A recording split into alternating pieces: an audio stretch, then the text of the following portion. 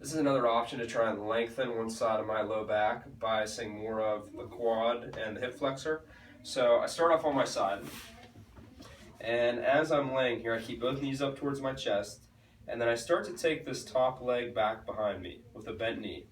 And you'll see that as my leg is angled downward, it's pulling my pelvis down.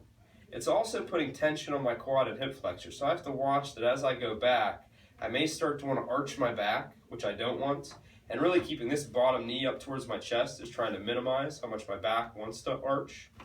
And I want to go to where I either feel just a little bit of tension, or if I start to feel any pain, I'm going to back off just shy of that.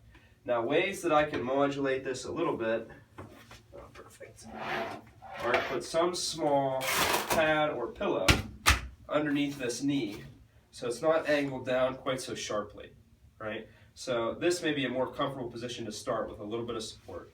Now as I lay here, I get right to that point where I either feel tightness here, or if I start to get anything in my back, I want to be just shy of that. And as I'm laying here, I'm going to take this arm, and as I reach up and overhead, I'm going to take a deep breath in, trying to push air into this side of my ribs and trying to expand this side where I have my leg pulling a little bit downward on my pelvis while my arm reaching up is pulling upward. And then exhale as I come back down. Once again, arm coming overhead.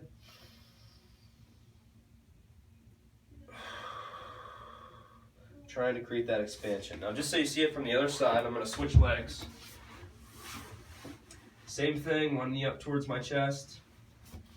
Okay.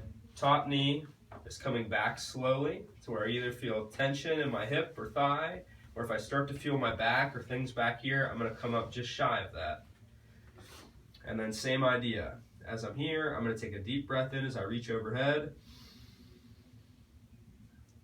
And exhale. Really trying to push the air into this lower aspect. So as I put my hand here, just so you can see, as I breathe, I'm really trying to breathe into this lower quadrant. So prior to reaching the arm, you may even want to give yourself this feedback of pinching the front and pinching the back like you're squeezing your side. And can you feel when you inhale that expansion into both fingertips?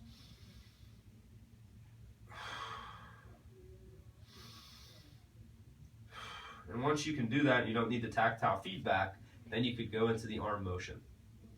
This is a good movement that I give to people with scoliosis, or if they have a little bit of that tightness more on one side of their back, a good way to start off in a non-weight bearing position, lengthening that side.